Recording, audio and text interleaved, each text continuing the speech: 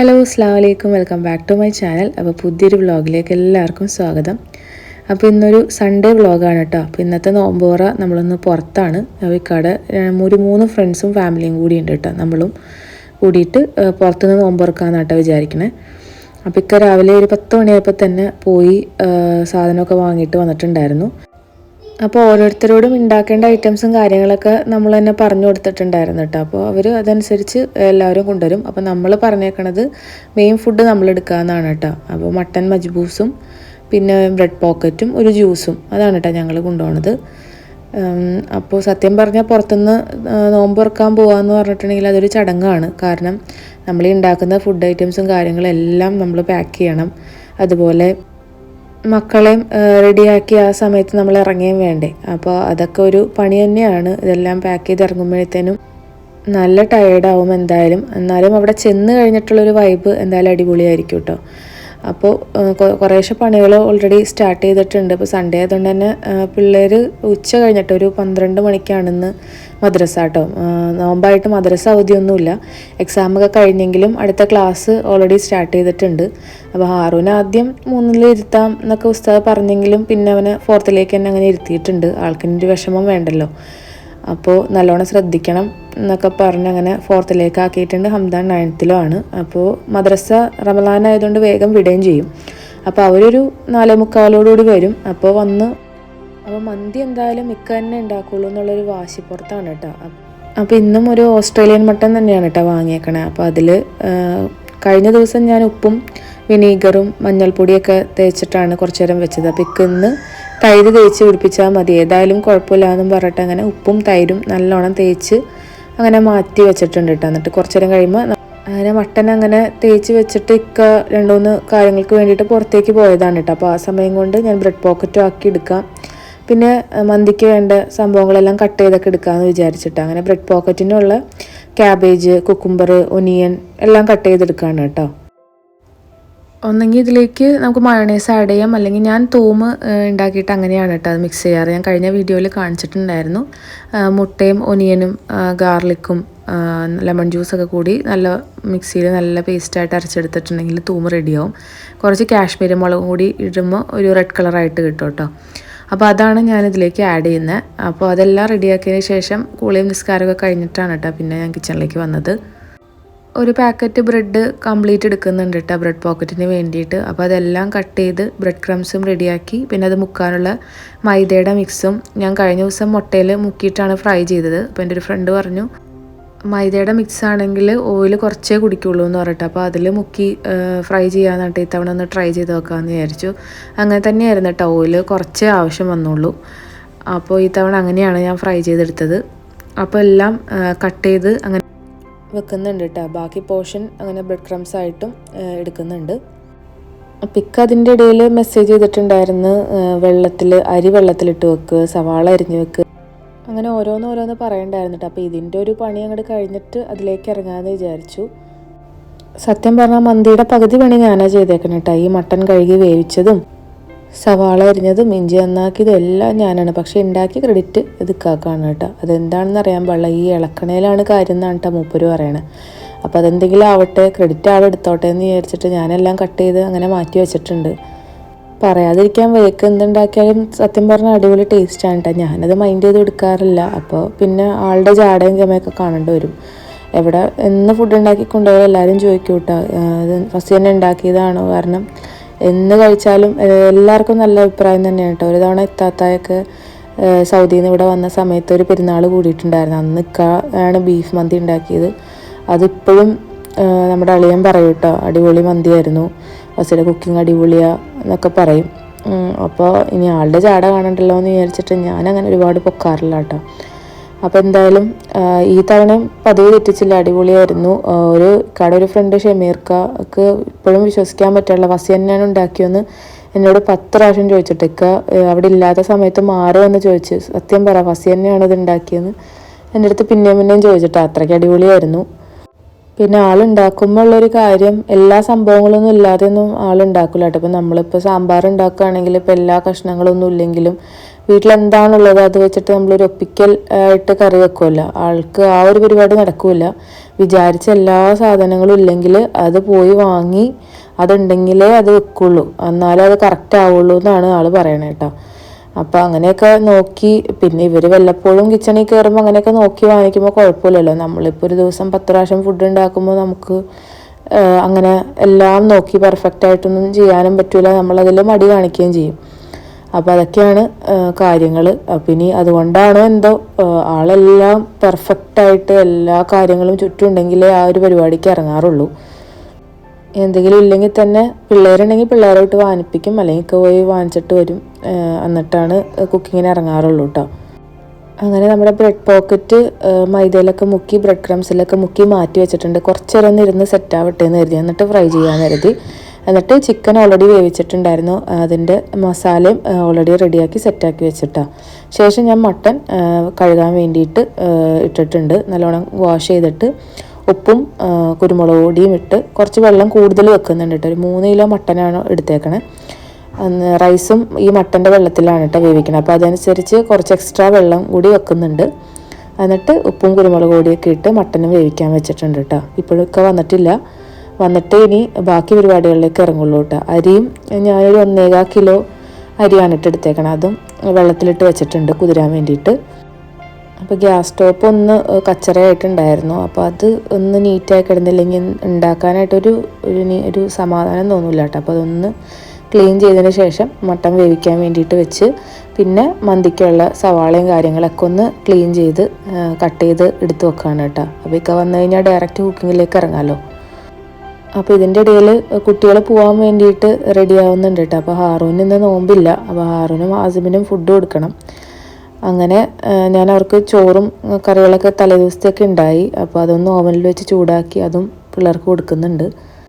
പിന്നെ ഇക്ക ഓരോ തവണയും ഓരോ പരീക്ഷണങ്ങളാണ് കേട്ടോ. അപ്പോൾ ഈ തവണത്തെ ഒരു പ്രത്യേകത എന്ന് പറഞ്ഞാൽ ക്യാപ്സിക്കവും പിന്നെ നമ്മളുടെ ബജിയുടെ മുളകില്ലേ, ആ ഒരു വലിയ മുളകും ഇതിലേക്ക് ആഡ് ചെയ്യുന്നുണ്ടായിരുന്നു. ഇതുവരെ അത് രണ്ടും ഇട്ട് ഞാൻ കണ്ടിട്ടില്ല മന്തി ഉണ്ടാക്കുമ്പോൾ. ഞാൻ മന്തി ഉണ്ടാക്കുമ്പോൾ എപ്പോഴും ക്യാപ്സിക്കം ആഡ് ചെയ്യാറുണ്ട്.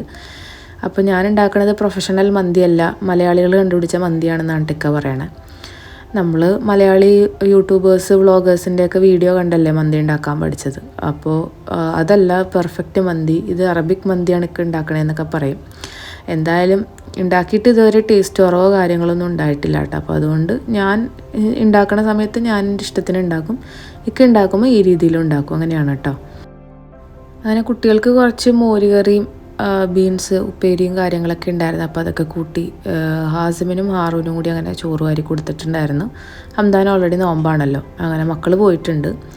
അത് കഴിഞ്ഞ് ഞാൻ ബ്രെഡ് പോക്കറ്റിന് പൊരിക്കാൻ വേണ്ടിയിട്ട് ഓയിലിലേക്ക് ഇട്ട് കൊടുക്കുന്നുണ്ട് കേട്ടോ. നല്ല പൊങ്ങി വന്നിട്ടുണ്ടായിരുന്നു, നല്ല പെർഫെക്റ്റ് ആയിരുന്നു കേട്ടോ ഈ തവണ ഉണ്ടാക്കിയത്. കഴിഞ്ഞ തവണ ഉണ്ടാക്കിയവണേക്കായും കുറച്ചും കൂടി നന്നായിട്ടുണ്ടായിരുന്നു. പിന്നെ എണ്ണ കുടിക്കലും വളരെ കുറവായിരുന്നു കേട്ടോ. അപ്പോൾ നിങ്ങൾ മുട്ടയിൽ മുക്കിയിട്ടാണ് ഫ്രൈ ചെയ്യുന്നതെങ്കിൽ അത് നമ്മുടെ മൈദയുടെ മിക്സിൽ മുക്കി ഫ്രൈ ചെയ്താൽ മതി. അപ്പോൾ എണ്ണ ഒട്ടും കുടിക്കാതെ ഇങ്ങനെ ഫ്രഷായിട്ട് കിട്ടും കേട്ടോ. ഇങ്ങനെ പൊങ്ങി വരുമ്പോഴാണ് അത് പെർഫെക്റ്റ് ആവുക. അങ്ങനെ കറക്റ്റ് ബ്രെഡ് പോക്കറ്റിൻ്റെ പരിപാടിയും കഴിഞ്ഞ് മട്ടനും വെന്ത് കഴിഞ്ഞപ്പോൾ തന്നെ നമ്മളുടെ മെയിൻ ഷെഫ് ഇവിടെ വന്നിട്ടുണ്ട് കേട്ടോ. അപ്പോൾ അങ്ങനെ വേഗം നമ്മുടെ വലിയ പാനൊക്കെ വെച്ചിട്ട് കുക്കിംഗ് സ്റ്റാർട്ട് ചെയ്തിട്ടുണ്ട്. ഇപ്പോൾ സൺഫ്ലവർ ഓയിലും ഒലിവ് ഓയിലും മിക്സ് ചെയ്തിട്ടാണ് കേട്ടോ ആഡ് ചെയ്യുന്നത്. എന്നിട്ട് അതിലേക്ക് ഹോൾ സ്പൈസസ് എല്ലാം ആഡ് ചെയ്ത് കൊടുക്കും.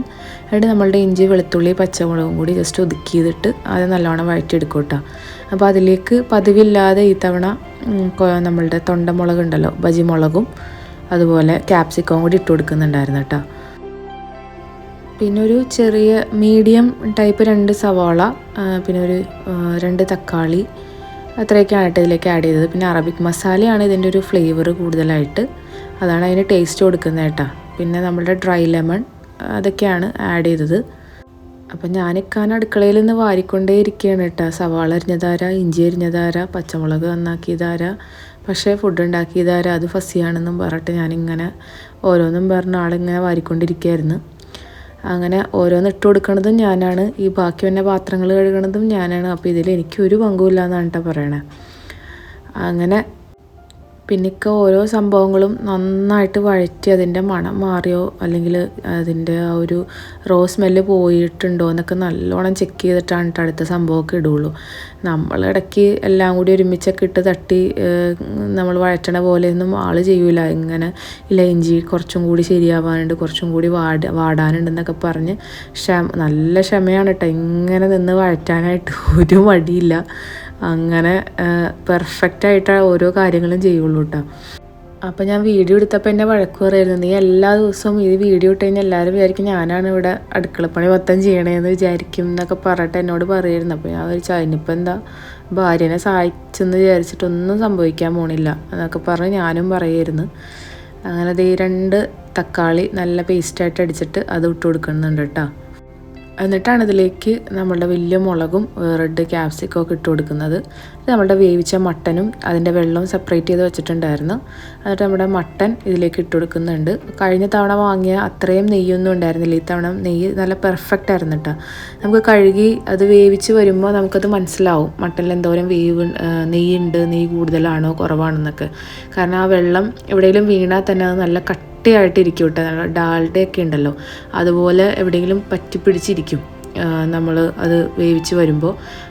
ഇതിന് അങ്ങനത്തെ പ്രശ്നങ്ങളോ കാര്യങ്ങളോ ഒന്നും ഉണ്ടായിരുന്നില്ല. അപ്പോൾ അതുകൊണ്ട് തന്നെ മട്ടൻ വേവിച്ച കംപ്ലീറ്റ് വെള്ളവും നമ്മൾ റൈസിലേക്ക് എടുത്തിട്ടുണ്ടായിരുന്നു. കഴിഞ്ഞ തവണ പകുതി മുക്കാൽ വെള്ളവും കളഞ്ഞു, കാരണം അത്രയും നെയ്യുള്ളതുകൊണ്ട് റൈസ് ഒട്ടിപ്പിടിക്കും ചൂടാറിക്കഴിഞ്ഞ് കഴിഞ്ഞാൽ. അപ്പോൾ അതുകൊണ്ട് അത്രയും ഫുൾ എടുത്തിട്ടുണ്ടായിരുന്നില്ല. പക്ഷേ ഇന്ന് നമ്മൾ കംപ്ലീറ്റ് ആയിട്ടത് എടുത്തിട്ടുണ്ട്.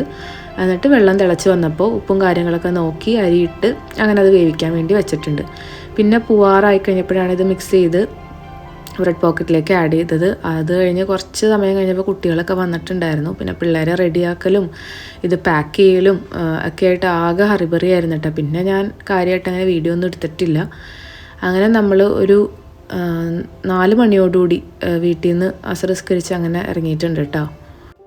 അതിൻ്റെ ഇടയിൽ ഞാൻ കുറച്ച് വാട്ടർ മെലൻ്റെ ജ്യൂസും അടിച്ചിട്ടുണ്ടായിരുന്നു. പിന്നെ കുറച്ച് ഉന്നക്ക നമ്മളുടെ 4 സ്ക്വയറിൽ വിളിച്ച് പറഞ്ഞിട്ടുണ്ടായിരുന്നു കേട്ടോ. അപ്പോൾ അത് പോണ വഴിക്ക് അവിടെ നിന്ന് എടുക്കുകയും വേണം.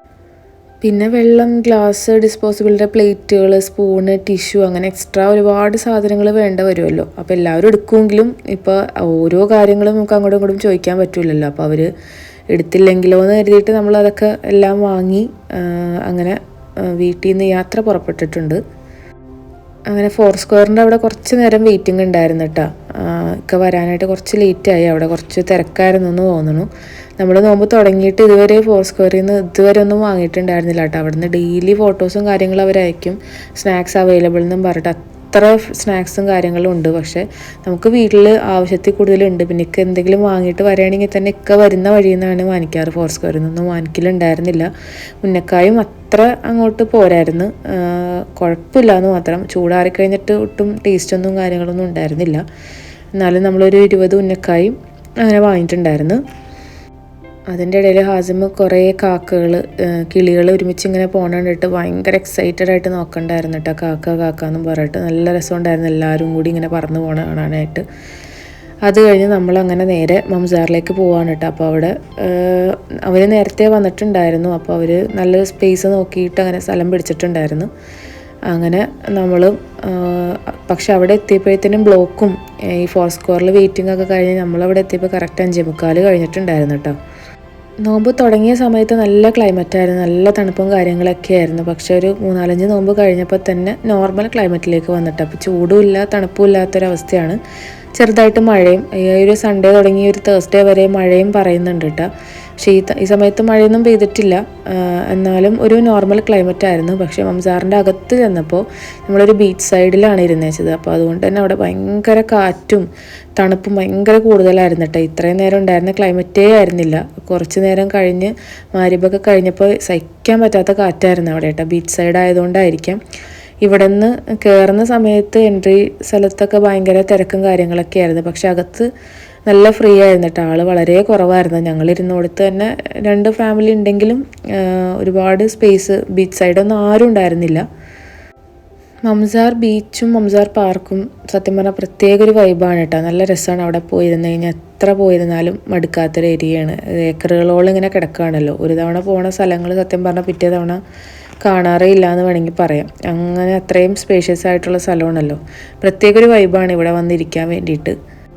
അങ്ങനെ നമ്മളെത്തുമ്പോഴേക്കും അവർ സ്ഥലമൊക്കെ പിടിച്ച് അങ്ങനെ നമ്മളെ വെയിറ്റ് ചെയ്തിരിക്കുകയായിരുന്നു കേട്ടോ. നമ്മൾ കുറച്ച് ലേറ്റ് ആയിട്ടുണ്ടായിരുന്നല്ലോ.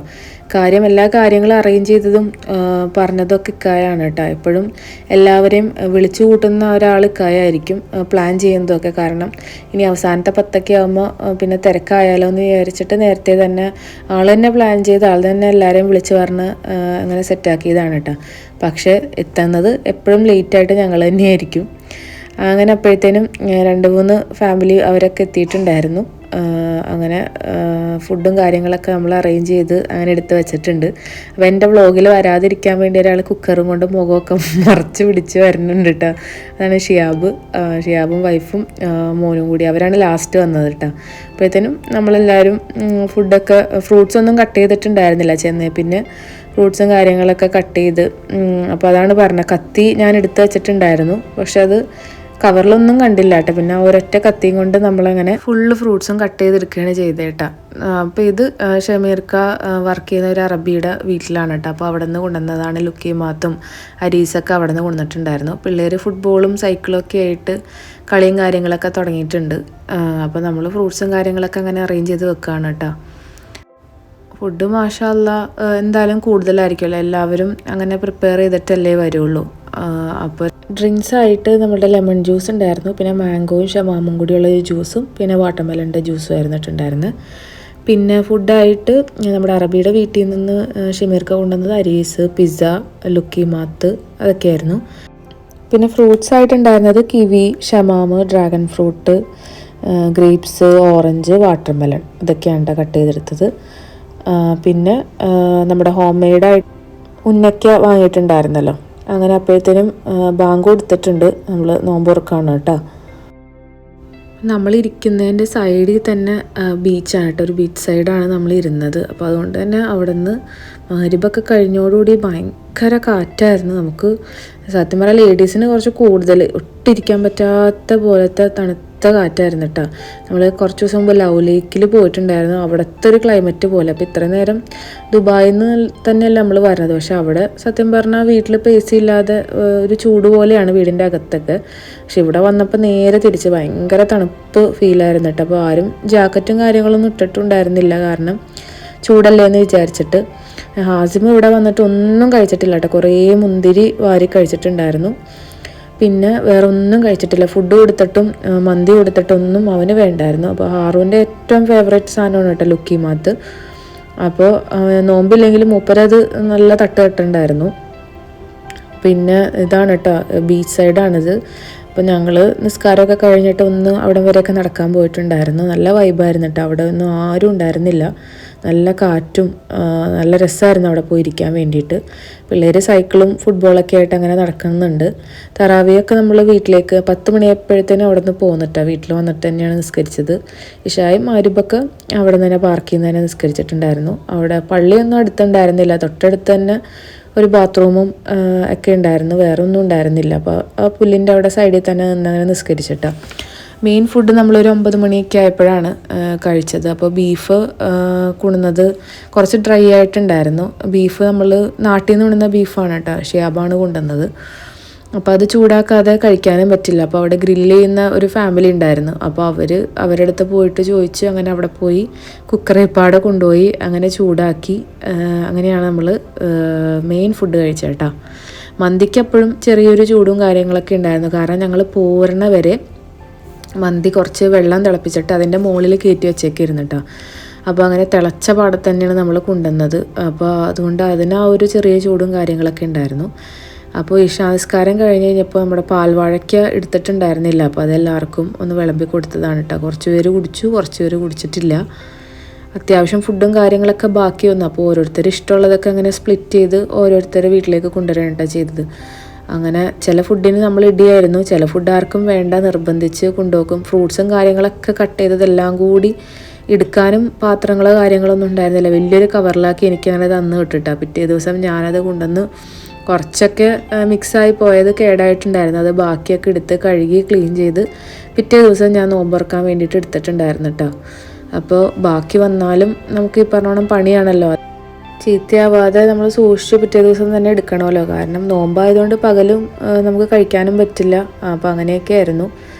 അങ്ങനെ ബാക്കിയുള്ളതൊക്കെ നമ്മൾ പങ്കിട്ടെടുത്ത് ഭയങ്കര അഭിപ്രായം ഇരുന്നിട്ടാണ് മജ്ബൂസിന്. അപ്പം ഇങ്ങനെ വെയിറ്റ് ചെയ്യണം എല്ലാവരും എന്താ പറയണത് എങ്ങനെയുണ്ടെന്നൊക്കെ അറിയാൻ വേണ്ടിയിട്ട്. അപ്പോൾ ഒന്നും പറയാനുണ്ടായിരുന്നില്ല. കൂടുതലും എല്ലാവരും അത് തന്നെയാണ് കഴിച്ചത്. മാഷാല്ലാ അടിപൊളിയായിരുന്നു. റൈസ് കഴിക്കാത്ത മക്കളും ഉണ്ടായിരുന്നു. അപ്പോൾ അവരൊക്കെ നല്ലോണം കഴിച്ചിട്ടുണ്ടായിരുന്നു കേട്ടോ. അപ്പോൾ അതിൻ്റെ റെസിപ്പിയും കാര്യങ്ങളൊക്കെ അവരങ്ങനെ ചോദിക്കുമായിരുന്നു. അപ്പോൾ ഓരോ തവണ ഓരോ ടൈപ്പാണ് ഉണ്ടാക്കണേന്നൊക്കെ ഞാൻ പറയായിരുന്നു കേട്ടോ. അങ്ങനെ ആദ്യം മന്തി കഴിച്ചു, അത് കഴിഞ്ഞ് പത്തിരിയും ബീഫൊക്കെ കഴിച്ചു. ബീഫ് അടിപൊളിയായിരുന്നു, നാട്ടിൽ നിന്ന് വന്ന ബീഫാണെന്നാണ് ഷിയാബ് പറഞ്ഞത്. അപ്പോൾ അതും നല്ല ടേസ്റ്റ് ഉണ്ടായിരുന്നു. അങ്ങനെ ഫുഡ് അടിയൊക്കെ കഴിഞ്ഞൊരു 10 മണിയോടുകൂടി ഒരു 3-4 മണിക്കൂർ അവിടെ എന്തായാലും അടിപൊളിയായിട്ട് സ്പെൻഡ് ചെയ്തു. അപ്പോൾ ഇന്നത്തെ നോമ്പ് അൽഹംദുലില്ലാഹ് റാഹത്തായിരുന്നു. അപ്പോൾ ഇത്രയൊക്കെ ഉള്ളൂ കേട്ടോ ഇന്നത്തെ വിശേഷങ്ങൾ. ഇക്കാക്ക് എന്ത് പരിപാടിയാണെങ്കിലും സൺഡേ വെക്കാനാണ് കേട്ടോ ഭയങ്കര താല്പര്യം. കാരണം ആൾക്ക് എവിടെയും പോകണ്ട, ഫ്രീ ആണ്. പക്ഷെ നമുക്ക് എപ്പോഴും സാറ്റർഡേ ആയിരിക്കും ഇഷ്ടം. കാരണം പിറ്റേ ദിവസം മക്കളെ സ്കൂളിൽ വിടണം. അവരെ രാവിലെ നമുക്ക് പിന്നെ എണീക്കണ്ടേ. കുറച്ച് ലേറ്റായി വന്നു കഴിഞ്ഞാൽ പിന്നെ രാവിലെ പിള്ളേരെ വിടണമല്ലോ എന്നുള്ളൊരു ടെൻഷനും കാര്യങ്ങളൊക്കെ ആയിരിക്കുമല്ലോ. അപ്പോൾ നാളെ കുട്ടികൾക്ക് സ്കൂളുണ്ട്. അപ്പോൾ അതുകൊണ്ട് ഈ പറഞ്ഞോണം ഭയങ്കര ഒരു മടിയായിരുന്നു കേട്ടോ. ഞാൻ പറഞ്ഞതാണ് സാറ്റർഡേ വെക്കാമെന്ന്, പക്ഷേ ഏറ്റില്ല. അങ്ങനെ ഇത് ഒരാൾ ഒന്നും കഴിക്കാതെ 10 മണിയായപ്പോൾ വണ്ടി കയറി കിടന്നുറങ്ങിയിട്ട് ഇത് ഇടയത്താഴം എണീറ്റ് വന്നിട്ടുണ്ട്. ഞാൻ തലേദിവസം ഇട്ടിരുന്ന ഷോളൊക്കെ തലയിലിട്ട് നല്ല കളിയിലാണ് കേട്ടോ. നല്ല വിശന്നാണ് ആൾ എണീറ്റ് വന്നത്. അപ്പോൾ അതെനിക്കറിയായിരുന്നു ആളെന്തായാലും വിശന്ന് ഇടയ്ക്ക് എണീക്കുന്നത്. കാരണം ഒന്നും കഴിച്ചിട്ടുണ്ടായിരുന്നില്ല. അപ്പോൾ കരഞ്ഞപ്പോൾ ആൾ ഉറക്കത്തിൽ നിന്ന് എണീറ്റ് വന്നപ്പോൾ എനിക്ക് എടുക്കുമ്പോൾ അറിയാം കേട്ടോ ആളുടെ വെയിറ്റ് ഒട്ടും ഉണ്ടാവില്ല, ആളുടെ വയറ് കാലിയാണെങ്കിൽ.